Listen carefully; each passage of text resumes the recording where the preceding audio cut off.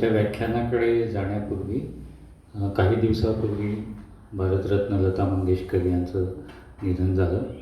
तर आपण 2 मिनटं स्तब्ध उभं राहून त्यांना श्रद्धांजली व्हावी.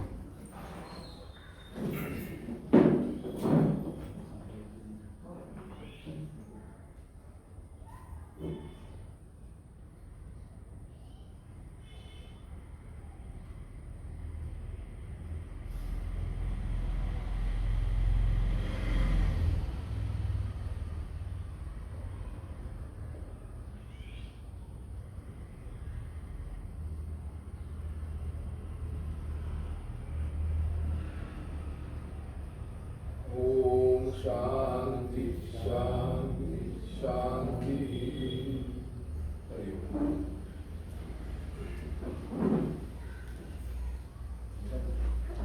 आणि तुम्ही बसा.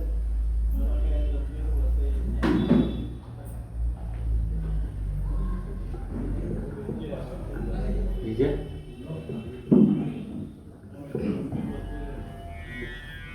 यानंतर रत्नागिरीचे सुप्रसिद्ध संगीतकार आणि संगीत शिक्षक विजय रानडे हे एक अभंग सादर करतील आणि त्यानंतर आपण व्याख्यानाकडे जाऊ.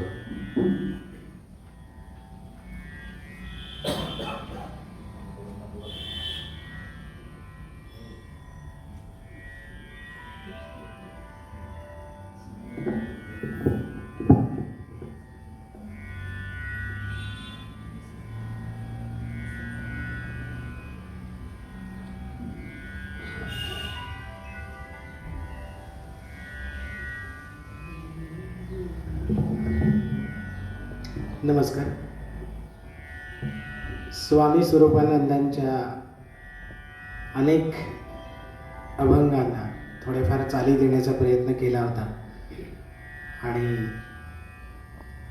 यावर्षी स्वामींच्या जन्मोत्सवात कार्यक्रम करायची त्यानिमित्ताने एक संधी मला मिळाली.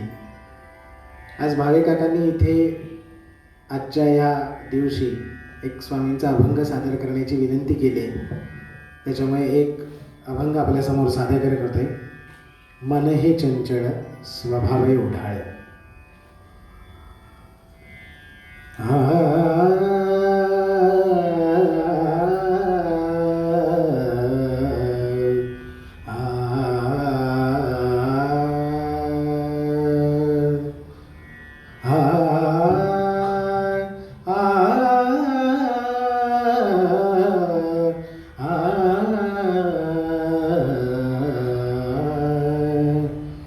मन हे चंचळ स्वभावे उढाळ.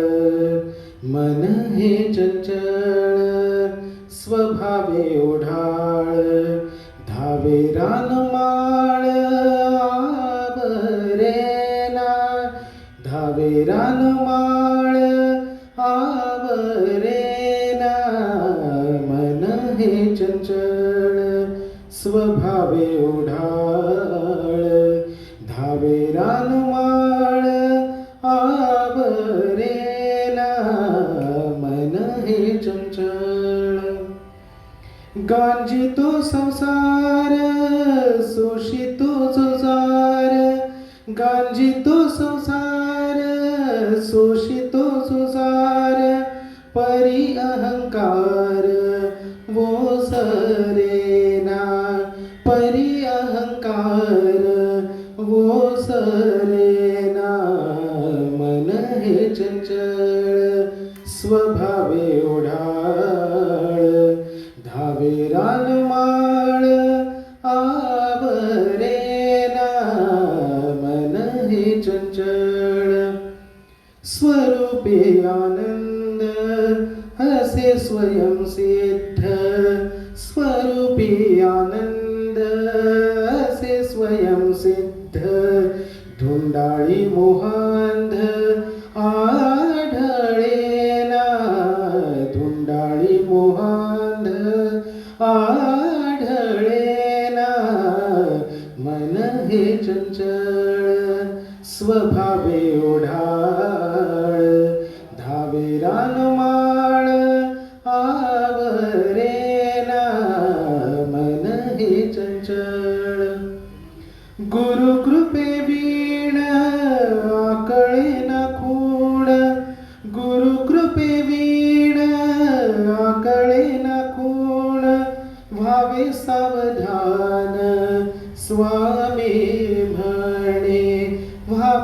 सावधान स्वामी म्हणे मन हे चंचल स्वभावे ओढाळ धावे रानमाळ आवरेना मन हे चंचल स्वभावे ओढाळ मन हे चंचल मन हे चंचल मन हे चंचल स्वभावे ओढाळ. धन्यवाद.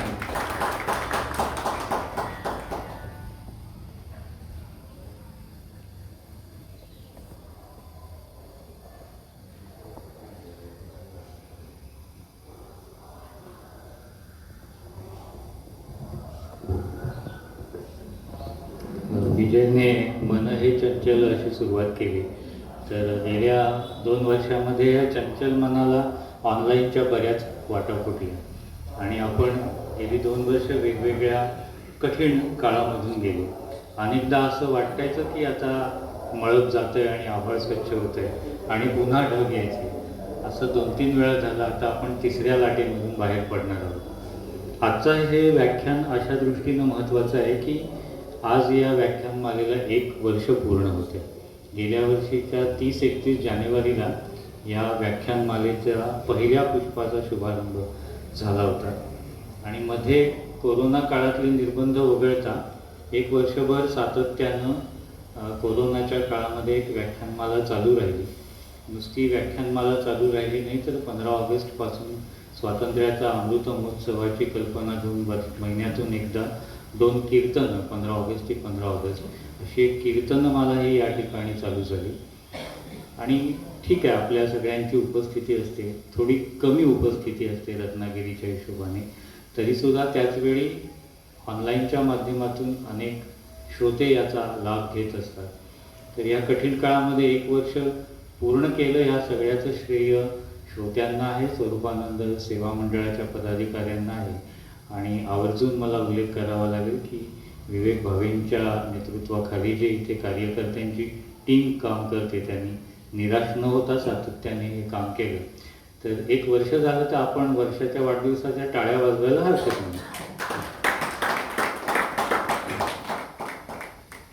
मी विवेक भावेंना विनंती करतो की त्यांनी आजच्या आपल्या वक्त्या मेधाताई इनामदार यांचं पुष्पगुच्छ देऊन स्वागत करावं.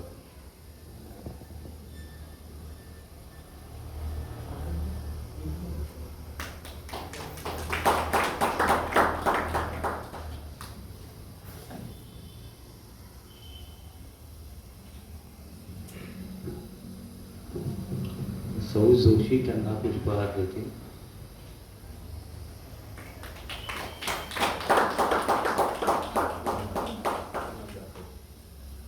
विवेक भावेजींना अजूनही विनंती आहे की मेधाताईंचे पती डॉक्टर इनामदार या ठिकाणी आहेत, तर त्यांचंही त्यांनी पुष्पगुच्छ देऊन स्वागत करावं.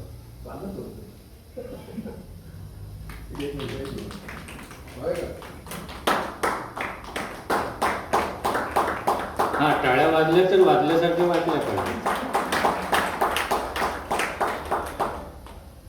5 मिनिटामध्ये मेधाताईंचा परिचय करून देतो. तुम्ही बातमीमध्ये वाचलं असेल, मेधाताई या सुप्रसिद्ध लेखिका आहेत. प्रामुख्याने त्यांनी चरित्रात्मक कादंबऱ्या लिहिल्या आहेत. श्रीरामांच्याबद्दल लिहिलेली आहे, महाराणी पद्मिनीबद्दल लिहिलेली आहे, स्वामी विवेकानंदांच्याबद्दल लिहिलेली आहे. त्याचप्रमाणे विपुल बालवाङ्मय त्यांनी लिहिले, कथा लिहिलेल्या आहेत, वेगवेगळ्या माध्यमांसाठी लिहिले. पुण्यामध्ये असल्यामुळे साहजिकच सकाळमध्ये त्यांनी विपुल लेखन केलेलं आहे.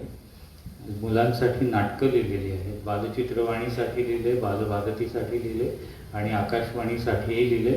या सगळ्या लेखनाचा पसारा सांभाळून मला थोडा जास्तीचं आपुलकी वाटते की मी ज्या कंपनीत काम करतो त्या ओरिएंटल इन्शुरन्स कंपनीमध्येच त्या इतके वर्ष काम करत होत्या आणि त्यांनी स्वेच्छानिवृत्ती घेतलेली आहे. मेधाताईंचं या ठिकाणी खूप खूप स्वागत आणि त्यांना विनंती आहे की त्यांनी आपलं आजच्या व्याख्यानाला सुरुवात करावी.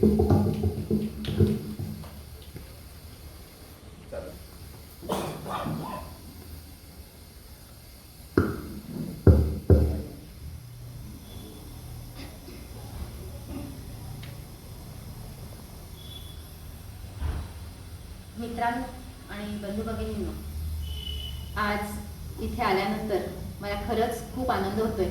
सर्वात प्रथम मी स्वरूपानंद सेवा मंडळाचं अतिशय मनापासून आभारी आहे, कारण त्यांच्यामुळे आज मला इथे येऊन तुमच्याशी संवाद साधण्याची संधी मिळाली.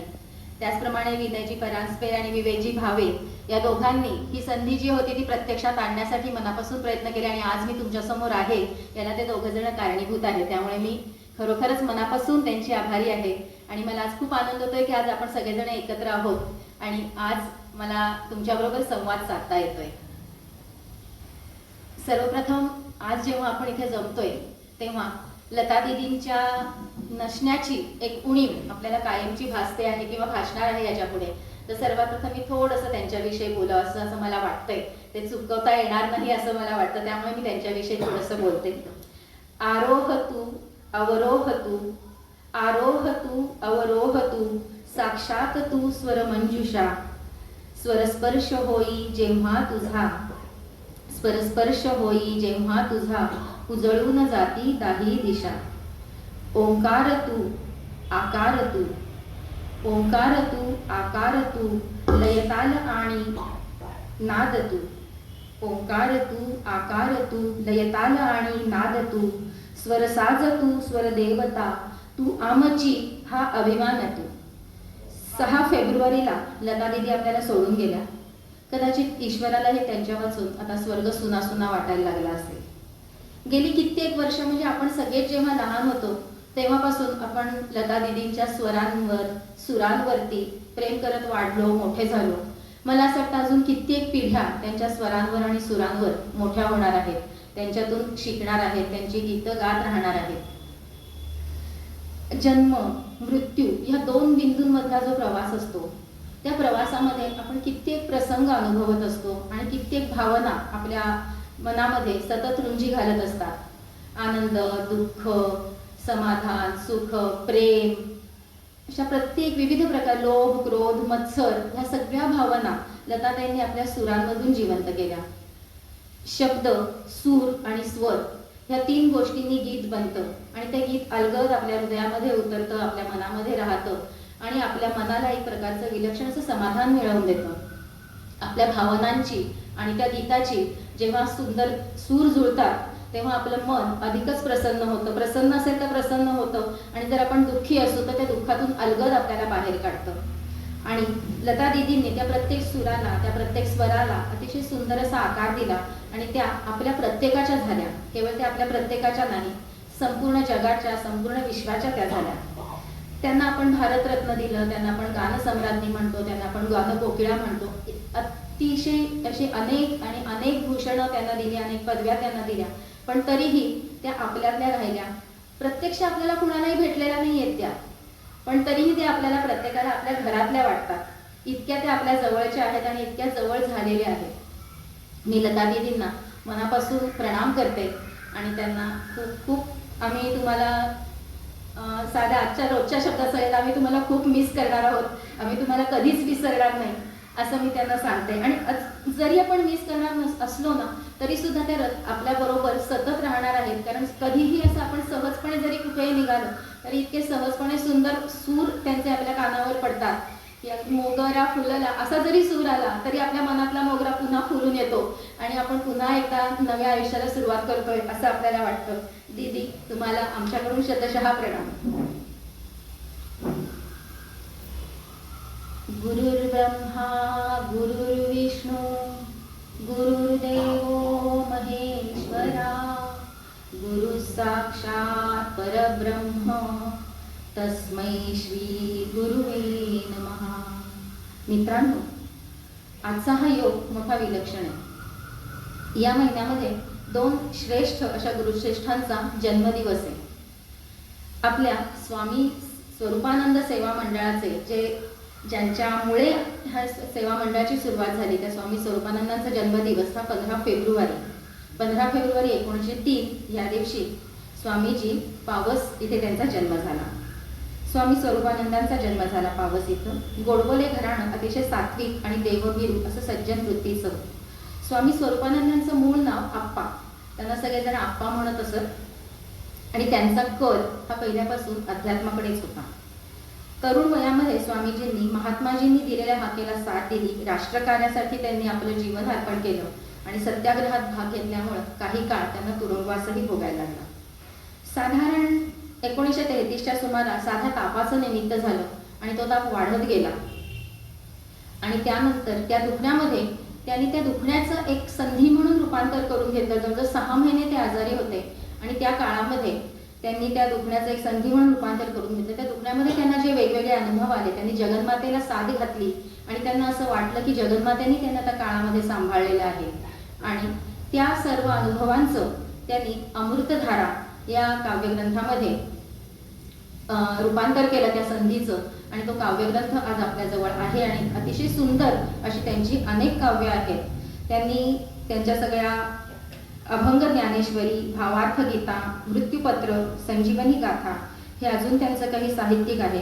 प्रासादिक आणि सोपी भाषा हे त्यांच्या लेखनाचं वैशिष्ट्य आहे आणि सगळ्यात महत्त्वाचं म्हणजे जवळजवळ 20,000 कडव्यांच्या आसपास त्यांचं साहित्य किंवा त्यांच्याही काव्यरचना आहेत. त्यांची ती कडवी आहेत तेवढी. सदा स्वरूपानुसंधान हेची भक्त हेची ज्ञान हे स्वामीजींनी स्वतः आचरलं आणि इतरांनाही सांगितलं. त्यामुळे स्वामीजींचे अनुयायी प्रचंड होते. असंख्य अनुयायी स्वामीजींना मिळाले होते. स्वामीजींचा परमार्थ हा कधीही कर्मकांडी नव्हता, तर त्यांना भक्तीची जोड होती. स्वामीजी हे नाथ संप्रदायातले संत होते. आदिनाथ, मच्छिंद्रनाथ, गोरक्षनाथ, गहिनीनाथ यांच्या नाथ परंपरेमधलेच गणेशनाथ यांनी स्वामीजींना गुरुबोध दिलेला होता. आपलं कर्तव्य पुरं करून स्वामीजी 15 ऑगस्ट 1974 दिवशी पंचत्वात विलीन झाले. श्री भाऊसाहेब देसाई हे त्यांचे परमभक्त होते आणि त्यांनी पुढाकार घेऊन पावस इथं सुंदर समाधी मंदिर बांधले आणि आता भक्त सेवा हीच ईश्वर सेवा याला अनुसरून स्वरूपानंद सेवा मंडळ आज हजारो भक्तांची सेवा करते.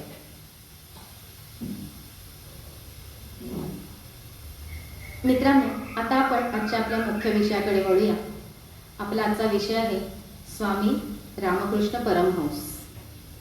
मित्रांनो, आपल्या समोर जर अतिशय सुंदर असे अनेक हिरे ठेवले तरीही आपल्याला असं लक्षात येतं की ह्यातला प्रत्येक हिरा हा तेवढाच सुंदर आहे. एखाद्याचं तेज उज्ज्वल असतं, एखाद्याचा आकार सुंदर असतो, तर एखादा सर्व बाजूनीच अलौकिक असतो.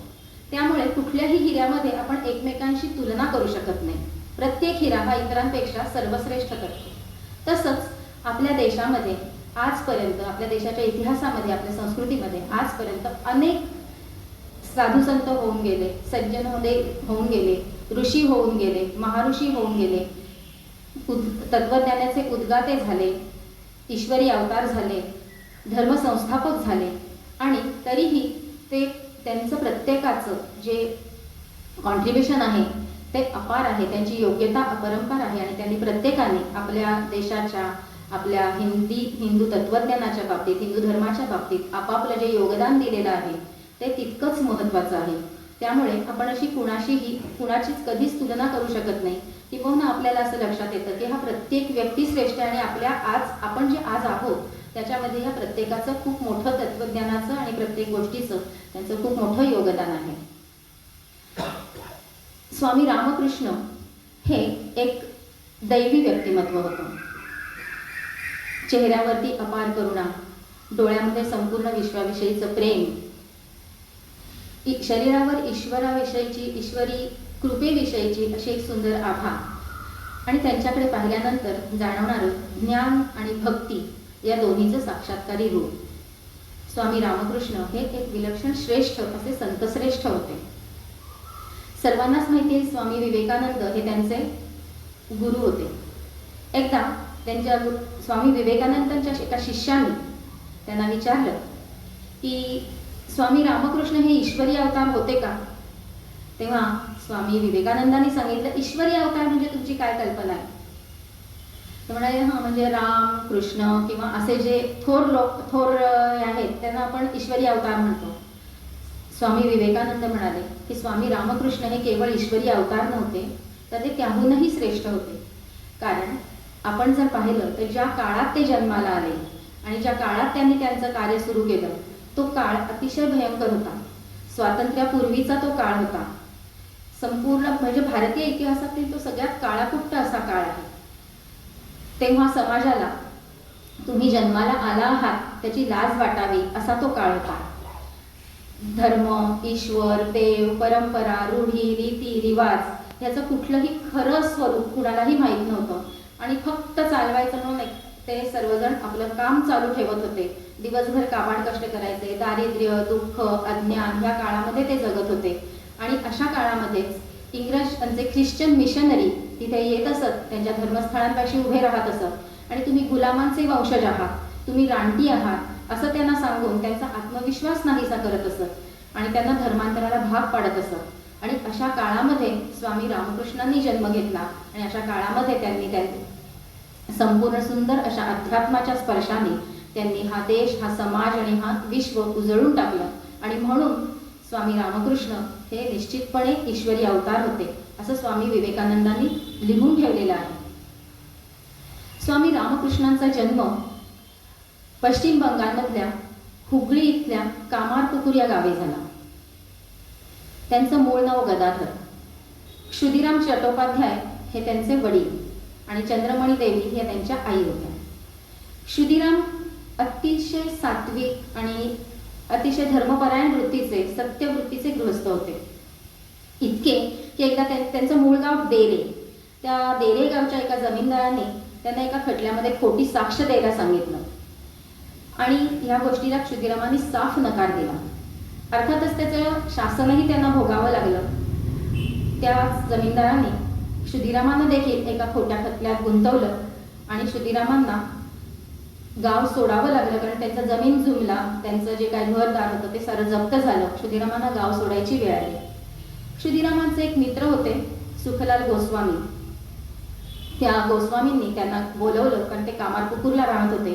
तेव्हा सुखलाल गोस्वामींनी क्षुदिरामांना कामारपुकुरला बोलवलं आणि तिथे त्यांना त्यांच्या स्वतःच्या घरात जागा गेली राहायला, तसंच 1.5 बिघे जमीनही दिली आणि क्षुदिरामांचं आयुष्य पुन्हा एकदा नव्याने सुरू झालं. त्यावेळेला क्षुदिरामांना रामकुमार, कात्यायनी आणि रामेश्वर अशी 3 अपत्ये होती. असं म्हणतात की जेव्हा थोर लोक जन्माला येतात तेव्हा आईवडिलांना काही दैवी संकेत मिळतात. क्षुदिराम तेव्हा गयेला गेले होते. गयेला गदाधराचं, विष्णूचं असं एक सुंदर मंदिर आहे. ते गयेला विष्णूच्या दर्शनाला गेले, त्यांनी दर्शन घेतलं. तसंच काही त्यांच्या पूर्वजांची काही कृत्य करायची होती ती त्यांनी पूर्ण केली आणि त्या रात्री त्यांना एक अतिशय सुंदर असं स्वप्न पडलं. त्यांना असं दिसलं की एका सुंदर अशा सुवर्ण सिंहासनावर एक विलक्षण देखणा, विलक्षण दिव्य देहधारी पुरुष बसलेला आहे. त्याच्या दोन्ही बाजूला रांगांमध्ये क्षुदिरामांचे पूर्वज उभे आहेत आणि ते हात जोडून त्याची स्तुती करत आहेत. आणि त्या दिव्य देहधारी पुरुषाचं लक्ष जेव्हा क्षुदिरामांकडे गेलं तेव्हा त्यांनी क्षुदिरामांना जवळ बोलवलं. कुणीतरी खेचावं अशा पद्धतीने क्षुदिराम त्याच्या समोर जाऊन उभी राहिले. त्यांनी त्याला दंडवत घातला. तेव्हा तो दिव्य पुरुष अतिशय मधुर अशा वाणीत त्याला म्हणाला की क्षुदिराम, तुझ्या सेवेने मी संतुष्ट झालेलो आहे आणि मी तुझ्या घरामध्ये मी अवतार घेणार आहे आणि तुझी सेवा मी ग्रहण करणार आहे. क्षुदिरामांचा अशा देवस्वप्नांवर अतिशय विश्वास होता. आणि आश्चर्य म्हणजे ह्याच काळामध्ये चंद्रमणी देवींनाही असाच एक दिव्य अनुभव आला. त्या त्यांच्या मैत्रिणीबरोबर धनी लोहारे हिच्याबरोबर त्यांच्या घरासमोरच्या एका शिवमंदिरापाशी उभ्या होत्या, बोलत उभ्या होत्या, गोष्टी करत उभ्या होत्या. आणि अचानक त्यांचं लक्ष गेलं की मंदिरातनं, शिवच्या पिंडीमधून, महादेवाच्या पिंडीमधून एक विलक्षण तेजस्वी अशी ज्योत निघाली. तिने संपूर्ण मंदिर असं भरून टाकलं तिच्या प्रकाशाने आणि मग तरंगाकार होऊन, वायुकार होऊन ती तरंगत चंद्रमणी देवींपाशी आली आणि त्यांच्या देहात शिरली. भीतीने आणि विस्मयाने चंद्रमणी देवी बेशुद्ध पडल्या, त्या मूर्छित झाल्या. नंतर जेव्हा पती पत्नी भेटले तेव्हा त्यांनी दोघांनीही आपापले अनुभव एकमेकांना सांगितले आणि त्या दोघांचाही या ईश्वरी साक्षात्कारावर संपूर्णपणे विश्वास बसला. त्यांना निश्चितपणे असं वाटलं की कोणीतरी महापुरुष आपल्या घरात जन्म घेणार आहे. आणि खरोखरच काही दिवसांनी त्या गर्भवती झाल्या आणि योग्य काळी एक दिव्य बालक त्या घरात जन्माला आलं. विष्णूच्या कृपेने जन्म झाल्यामुळे, गदाधराच्या कृपेने जन्म झाल्यामुळे त्यांनी त्या बालकाचं नाव गदाधर असं ठेवलं. गदाधर हे विलक्षण किंवा अलौकिक अशी धारणाशक्ती असलेलं बालक होतं याची जाणीव क्षुदिरामांना अगदी लहानपणीच झाली. कारण काहीही सांगितलं तरी त्या क्षणी ते गदाधर लगेच लक्षात ठेवत असे, संपूर्णपणे त्याच्या ते लक्षात तसंच राहत असे. शिवाय गदाधराची जी ओढ होती ती बालपणापासूनच अध्यात्माकडे होती. देवीचं भजन पूजन करताना ईश्वराचं भजन पूजन करणं, त्यांची गाणी म्हणणं हे त्याला अतिशय आवडत असे. गदाधर अतिशय सुंदर चित्र काढत असे. तसंच गदाधर मातीच्या मूर्ती अतिशय विलक्षण सुंदर बनवत असे. देवादिकांच्या मूर्ती त्यांनी बनवलेल्या संपूर्ण गावामध्ये प्रत्येकाला अतिशय आवडत असत. गदाधर मातीच्या मूर्ती सुंदर बनवत असे, गाणीही सुंदर म्हणत असे. त्यांनी म्हणवलेली जी गाणी असत ती लोक मनापासून ऐकत असत आणि त्या गाण्यांमध्ये गुंग होऊन जात असत. गावामध्ये जे पुराणिक असत त्यांचं सर्वसाधारणपणे संध्याकाळी रात्री सर्वजण एकत्र बसत असत आणि गावातले पुराणिक छान छान गोष्टी, महाभारतातल्या कथा, पुराणातल्या कथा त्यांना सांगत असत. गदाधर दुसऱ्या दिवशी पुराणिक बुवा यायच्या आधी त्यांच्यासारखंच आसनं करून, त्यांच्यासारखंच बसून, त्यांच्यासारखंच खाकरून, बसण्याची पद्धत, बोलण्याची पद्धत त्यांचं सही अशा प्रकारे त्याचं नक्कल करत असे आणि गावात मोठी मौज उडवून देत असे. छोटा गदाधर सगळ्या गावामध्ये अतिशय लाडका होता सगळ्यांचा. गदाधराला एकदा गावामध्ये महाशिवरात्री निमित्त असं ठरलं की आपण शंकराचं नाटक करूया आणि गदाधराला त्याच्यामध्ये शंकराची भूमिका दिली गेली. गावामध्ये एक श्रीमान गृहस्थ होते सीताराम पाईन, त्यांच्या घरामध्ये हा कार्यक्रम होणार होता. गदाधराला शंकरासारखं सजवलं गेलं. मस्तकावरती चंद्र, गळ्यामध्ये नाग, व्याघ्र चर्म, त्याच्यानंतर भस्माचे पट्टे आणि अशा पद्धतीने त्याला जेव्हा सुंदर पद्धतीने सजवलं गेलं तेव्हा तर लोकांना वाटत होतं की जणू काही हा खरोखरीच शंकराचं बालरूपच तेजस्वी आपल्यासमोर बसलेला आहे. गदाधराच्या भूमिकेची वेळ येईपर्यंत गदाधराला मागे बसवण्यात सांगण्यात आलं आणि तो बसल्यानंतर शंकराचं ध्यान करत बसला. जेव्हा भूमिकेची वेळ आली तेव्हा गदाधर स्टेजवरती येईच ना, तेव्हा कोणीतरी त्याला पाहायला गेलं. बघतात तर काय गदाधर असा बसलेला होता, डोळे मिटलेले होते, डोळ्यातून अश्रू ओघळत होते आणि तो हलत नव्हता, डुलत नव्हता, बोलत नव्हता. त्याच्याशी कोणी बोललेलं त्याला ऐकू येत नव्हतं. सगळेजण अतिशय घाबरून गेले. कोणी त्याच्या अंगावर पाणी मारलं, त्याला सावध करण्याचा प्रयत्न केला. काही काळाने तो मुलगा सावध झाला आणि मग सर्वांनाच त्याची भीती वाटली. आई वडिलांनाही घरामध्ये असं वाटलं की त्याला काहीतरी त्रास होतो आहे किंवा ही मूर्छा आहे एक प्रकारची, म्हणून त्यांनी त्याला औषधोपचार करण्याची सुरुवात केली. त्यानंतर अजून एक काही दिवसांनी असा प्रसंग घडला की तो माळ्यावरून जात होता. हा प्रसंग श्री रामकृष्णांनी बरेचदा आपल्या शिष्यांना सांगितलेला आहे की ते एकदा माळावरून जात होते आणि माळावरून क्षितिजापासून वर एक प्रचंड मोठा काळा ढग चाललेला होता आणि त्यावरून पांढरे शुभ्र बगळे जात होते आणि ते दृश्य पाहून त्यांचं भान हरपलं आणि ते खाली पडले. लोकांना वाटलं आजूबाजूच्या का पुन्हा एकदा मूर्छित झाला. त्यांनी त्याला पाणी मारलं, घरी नेलं. परंतु श्री रामकृष्ण सांगतात की मी त्यावेळेला मूर्छित झालेलो नव्हतो, तर मला एका विलक्षण आनंदाचा, अशा विलक्षण अनिर्वचनीय आनंदाचा तेव्हा अनुभव येत होता. त्यांचा हा भावावेश हा लहानपणापासूनच त्यांना अनुभव येत होता. एकदा कामारपुकुर हे जे गाव आहे हे जगन्नाथपुरी आणि कलकत्ता या रस्त्यावर आहे. जगन्नाथपुरीहून कलकत्त्याला जाणारे लोक किंवा कलकत्त्याहून जगन्नाथपुरीला जाणारे लोक कामारपुकुर या गावी तिथल्या धर्मशाळेमध्ये काही काळ निवास करत, वाटसरू असत, संन्यासी असत, अनेक लोक तिथे निवास करण्यासाठी येत असत. एकदा एक संन्यासांचा जथा तिथे निवास करण्यासाठी आला. छोट्या गदाधराला त्या संन्याशांबद्दल विलक्षण आकर्षण वाटलं होतं. गदाधर रोज तिथे जाऊ लागला, त्यांच्याशी बोलू लागला, त्यांची धर्मचर्चा ऐकू लागला, त्यांना काही शंका विचारू लागला, तो त्यांची सेवा करू लागला. त्यांना लाकडं आणून दे, त्यांना पाणी आणून दे किंवा त्यांना गाणी म्हणून दाखव. छोट्या गदाधरावर त्यांचंही प्रेम बसलं. अतिशय मधुर गाणी म्हणणारा, गोड बोलणारा आणि देखण्या रूपाचा हा गदाधर त्या संन्याशांनाही अतिशय प्रिय झाला. ते त्याला त्यांच्यासारखं सजवू लागले. टिळा लावणं, अंगावर भस्म चर्चणं, ह्या सगळ्या गोष्टींनी सुरुवातीला चंद्रमणी देवींना या गोष्टीचं काही वाटलं नाही, पण जेव्हा ही गोष्ट पुन्हा पुन्हा घडू लागली तेव्हा मात्र त्यांना चिंता पडली आणि त्यांनी एक दिवस गदाधराला सांगितलं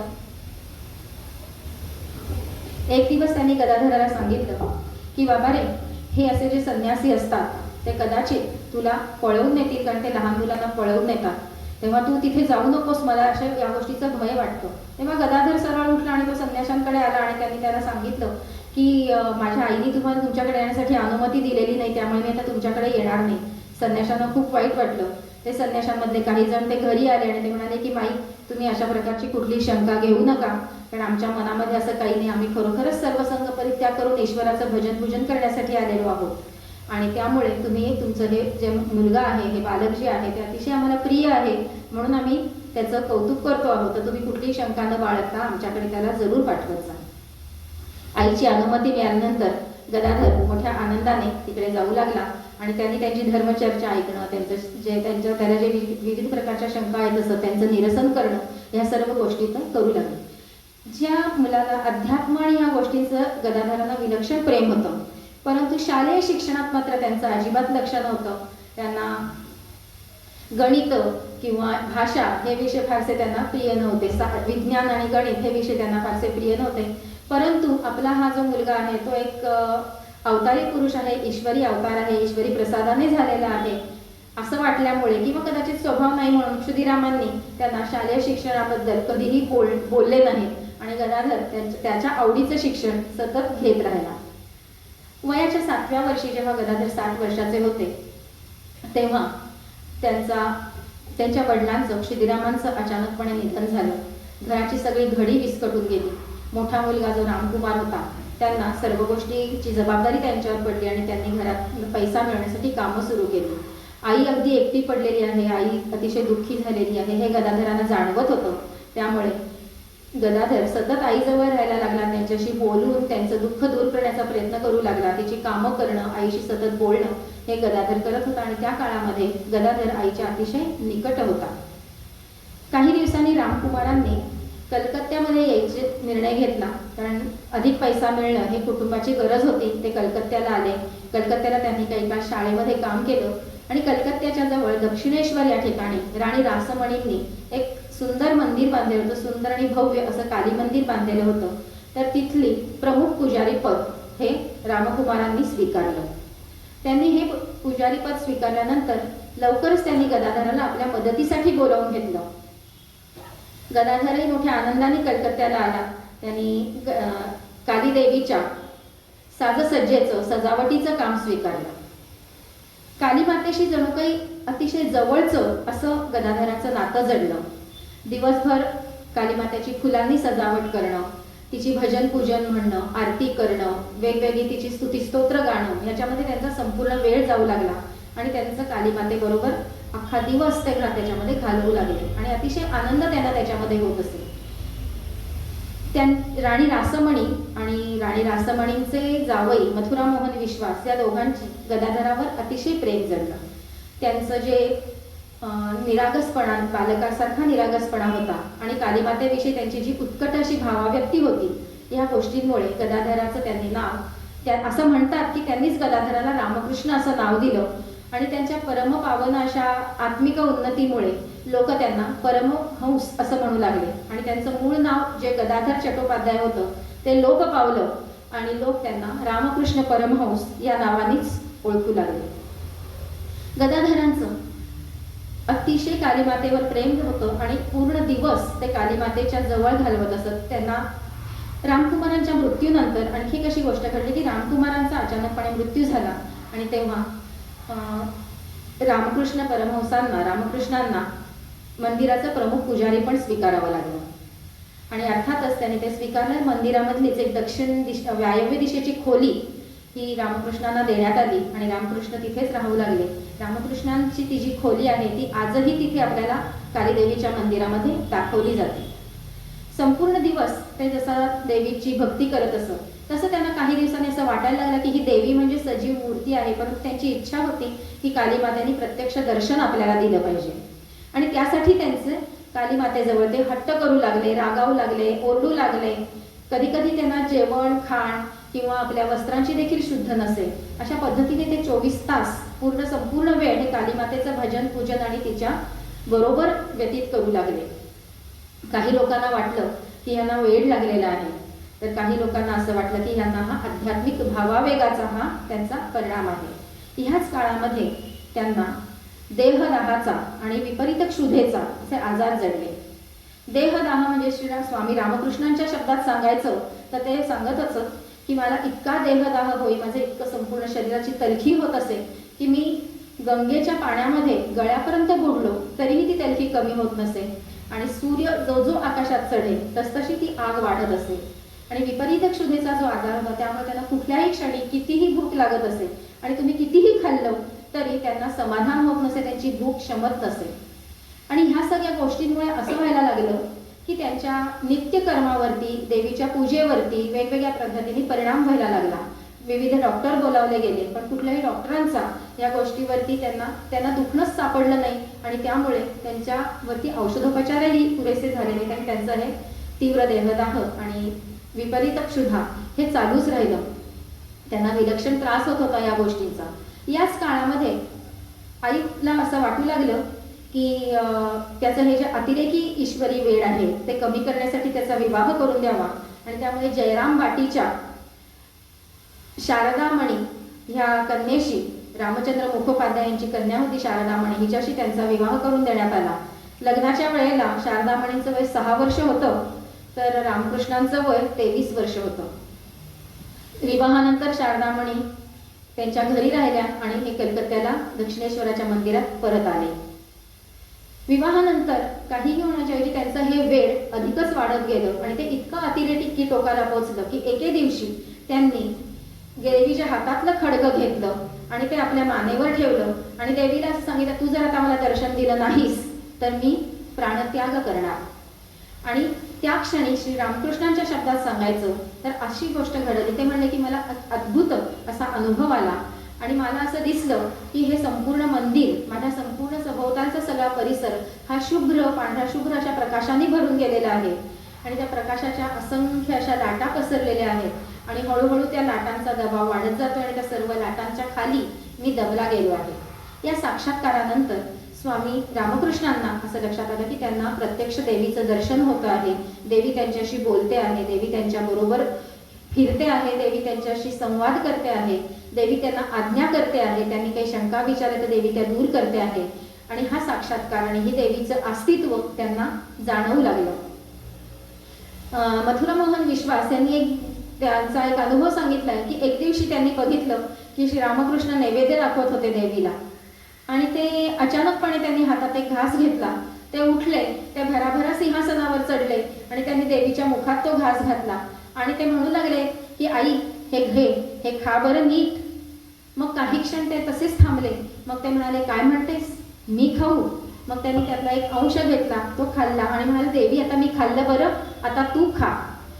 आणि हे सगळं पाहून लोकांना असं वाटू लागलं की अरे हे काय आहे नक्की. लोकांना त्यांच्याबद्दल शंका येऊ लागल्या. परंतु मथुरा मोहन बाबू आणि राणी रासमणी यांचा मात्र पूर्ण विश्वास होता की हा त्यांचा आध्यात्मिक भावावेश आहे आणि हे त्यांचं देवीविषयीचं अतिरेकी प्रेम आहे. त्या काळामध्ये काही अशा वेगवेगळ्या प्रकारच्या घटना मंदिरामध्ये घडल्या की त्यामुळे त्या दोघांचा रामकृष्णांवरचा विश्वास अधिकच वाढत गेला. एकदा असं झालं की मंदिरामधले एक पुजारी होते क्षेत्रनाथ बाबू, त्यांच्या हातून राधा गोविंदांची मूर्ती खाली पडली, त्याचा पाय भंगला. अर्थातच देवीची मूर्ती पडली आणि देवाची मूर्ती पडली आणि भंगली म्हटल्यानंतर लोकांना खूपच भीती वाटायला लागली, हे काहीतरी अशुभ घडलं आहे असं त्यांना वाटायला लागलं.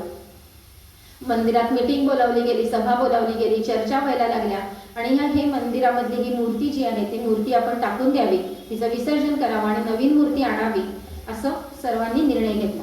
परंतु मथुरा बाबू आणि राणी रासमणी यांचं त्या विलक्षण सुंदर देखण्या अशा मूर्तीवरती खूप प्रेम होतं. जेव्हा ही गोष्ट रामकृष्णांना कळली तेव्हा ते म्हणाले की आपल्या घरातल्या व्यक्तीचा, आता समजा राणी रासमणी देवी आहेत, त्यांच्या जर जावयाचा पाय मोडला तर आपण काय करणार आहोत, त्याच्यावर औषधोपचार करू का त्या माणसाला टाकून देऊ?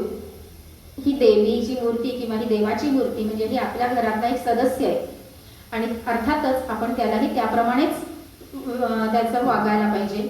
ही मूर्ती जी भंगलेली आहे ती आपण पुन्हा एकदा छान बनवून घेऊ आणि नंतर पुन्हा पूजेमध्ये ठेवूया.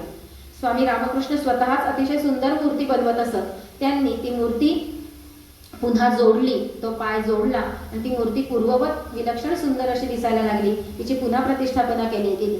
आजही काली मंदिरामध्ये ती मूर्ती तिथे आहे आणि ह्या गोष्टीमुळे या दोघांचा रामकृष्णांवरचा विश्वास, त्यांच्यावरची श्रद्धा अधिकच वाढली. एकदा असा प्रसंग घडला की मथुरा बाबू यांनी तिथल्या विष्णूच्या मूर्तीसाठी अनेक सोन्या चांदीचे विलक्षण सुंदर असे दागिने केले. ते इतके सुंदर होते की त्या दागदागिन्यांची प्रभा विष्णूच्या मूर्तीवर पडत होती आणि तो विष्णूची मूर्ती विलक्षण सुंदर रूपाने झळाळून जायची. अचानकपणे एकदा ते दागिने चोरीला गेले. तेव्हा मथुरा बाबूंना अतिशय वाईट वाटलं आणि ते विष्णूच्या मूर्तीसमोर उभं राहून म्हणायला लागले की काय हे देवा, देवा मी तुझ्यासाठी इतके सुंदर दागिने बनवले, हे इतक्या दागिन्यांमुळे तू इतका सुंदर दिसत होतास आणि तू कुशाल चोरीला जाऊ दिलेस. तुझ्या हातामध्ये शंख आहे, तुझ्या हातामध्ये चक्र आहे, तुझ्या हातामध्ये गदा आहे. या शस्त्रांचा उपयोग करून तू चोराला ते दागिने चोरण्यापासून परावृत्त करू शकला असतास. हे बोलणं रामकृष्णांच्या कानावर गेलं. तेव्हा ते म्हणाले की अरे हा ईश्वर आहे आणि साक्षात ईश्वराला तुमच्या सोन्या चांदीचा काय लोभ. त्याला या दागिन्यांमध्ये कुठल्याही प्रकारे रस नाही आणि म्हणून या तुच्छ दागिन्यांसाठी तो आपल्या अशा अमोघ अस्त्रांचा उपयोग करील. हे तुम्हाला तरी पटतं का? मथुरा बाबूंना काहीच याच्यावर बोलता आलं नाही आणि अर्थातच मथुरा बाबू गप्प बसले. परंतु ह्या अशा छोट्या छोट्या गोष्टींनी ह्या दोघांची त्याच्यावरची श्रद्धा ही अधिकाधिक वाढत गेली. मला असं वाटतं साधारण 1861चा सुमार असेल. त्या काळामध्ये राणी भैरवी ब्राह्मणी ह्या नावाच्या एक योगिनी कलकत्त्यामध्ये आल्या होत्या. त्यांची रामकृष्णांशी दक्षिणेश्वराच्या मंदिरात गाठ झाली आणि दोघांनाही या गोष्टीचा परमानंद झाला. भैरवी ब्राह्मणी म्हणाल्या की तुझ्याशी माझी भेट होणार आहे ह्या गोष्टीची मला जगदंबेने फार पूर्वीच कल्पना दिली ठेवली होती आणि किंबहुना असं समज की मी तुझ्या शोधात होते. ह्या तंत्र साधिका तंत्र योगिनी होत्या आणि रामकृष्णांनी त्यांना त्यांच्या तक्रारी सांगितल्या की मला तो देहदाहाचा आजार जडलेला आहे आणि मला विपरीत क्षुधेचा आजार जडलेला आहे आणि माझं मन आणि देहपीडा हे अतिशय मला असह्य होते आहे. तेव्हा भैरवी ब्राह्मणी यांनी सांगितलं की हे जे घडतं आहे हे कुठल्याही प्रकारचं दुखणं नाही, तर तुझा पराकोटीचा अध्यात्माचं जे वेड आहे, आध्यात्मिक भावावेग आहे, त्यामुळे ही घटना घडत आहे. आणि अशा प्रकारचा भावावेग आजपर्यंत अशी परिस्थिती फक्त राधेची आणि त्यानंतर चैतन्य महाप्रभूंची झालेली होती. भैरवी ब्राह्मणी यांनी त्यांना त्यांच्या ह्या दुखण्यावरती निराकरणाचे उपायही सांगितले आणि काही काळानंतर त्यांचं हे दुखणं हळूहळू कमी होत गेलं आणि नंतर बंद झालं. भैरवी ब्राह्मणी यांनी श्री रामकृष्णांना 64 प्रकारच्या साधना शिकवल्या. त्याच्यामध्ये मंत्र, जप, जाप्य, पुरश्चरण, ब्राह्मपूजा, शक्तिपूजा, त्याच्यानंतर विविध प्रकारच्या भक्ती म्हणजे सांख्य, सख्य, शांत्य, दास्य, वात्सल्य, मधुरा या सर्व प्रकारच्या भक्ती यांचा समावेश होता. त्याचबरोबर परब्रह्माचं ज्ञान, जीवन मृत्यूचं ज्ञान आणि मनाच्या त्रिविध अवस्था याचाही समावेश होता. त्यांनी दिलेल्या या 64 साधना श्रीरामकृष्णांनी अल्पावधीतच आत्मसात केल्या आणि त्याबद्दल त्यांना विलक्षण समाधान मिळालं. त्यानंतर लवकरच त्यांनी साक्षात श्रीरामाची आराधना दास्य भावनेने केली. त्या काळात असं म्हणतात की ते संपूर्ण दिवस हे झाडांवर राहत असत, झाडांच्या फांद्यांवर राहत असत आणि श्रीरामाचा जप करत असत, कंदमुळं फळं खात असत. श्रीरामकृष्णांनी स्वतः असं म्हटलंय की त्या काळामध्ये माझा मणका देखील लवचिक झालेला होता. त्यानंतर त्यांनी त्या काळामध्ये सीतेचं दर्शनही घेतलं दास्य भावनेने. त्यानंतर त्यांनी राधेच्या रूपामध्ये, राधेच्या भावनेने मधुरा भक्तीच्या मार्गाने त्यांनी श्रीकृष्णाला प्रसन्न करून घेतलं. त्यानंतर असं घडलं की त्या शहरामध्ये दक्षिणेश्वरी तोतापुरी ह्या नावाचे एक अद्वैत मार्गी गुरुदेव आले. कालीमातेच्या अनुमतीने त्यांनी त्यांचं शिष्यत्व पत्करलं आणि श्री रामकृष्ण तोतापुरींचे शिष्य बनले. श्री रामकृष्ण हे अद्वैत मार्गी गुरु होते. अद्वैत मार्ग याचा अर्थ हे चराचर संपूर्ण एकच आहे आणि ह्या चराचरामध्ये आपण आहोत आणि आपण चराचराचा भाग आहोत आणि चराचरही आपले आहे. संपूर्ण ब्रह्मांड एक आहे. हे अद्वैताचं सगळ्यात महत्त्वाचं तत्व आहे. म्हणजे आपण सर्वजण एक आहोत. एकत्वात यांचा विश्वास आहे ह्या अद्वैत मार्गाचा. आणि ह्या अद्वैत मार्गाची साधना ज्या गोष्टीला तोतापुरींना जवळजवळ 40 वर्ष लागली, ती अद्वैत मार्गी साधना अवघ्या 3 दिवसात त्यांनी आत्मसात केली आणि त्यानंतर ते 6 महिने भावावस्थेत होते, ध्यानावस्थेत होते. नंतर अद्वैत मार्गी तोतापुरी गुरूंनी त्यांना विरजा होम करून घेतला त्यांच्याकडनं. विरजा होम याचा अर्थ आत्मश्राद्ध. आत्मश्राद्ध म्हणजे ते झाल्यानंतर ती व्यक्ती स्वतःसाठी उरत नाही, तर त्यांनी जे काही ध्येय धारण केलेलं असेल, जे काही ध्येयासाठी त्यांना तपश्चर्या करायची असेल, साधना करायची असेल, तर ते केवळ तेवढ्यापुरते, परोपकारापुरते किंवा इतरांसाठी उरतात. आणि ब्रह्मचर्य आणि संन्यासाश्रम या 2 गोष्टी विरजा होमानंतर आवश्यक ठरतात. तेव्हा हा विरजा होम त्यांनी करून घेतला. राणी शारदामणी देवी आणि रामकृष्ण यांचा संसार हा पूर्णपणे आध्यात्मिक संसारच होता. आणि माता काली देवी, आई चंद्रमणी देवी आणि शारदा देवी यांच्या तिघांमध्येही श्री रामकृष्णांना एकाच प्रकारच्या दिव्यत्वाचा आभास होत असे.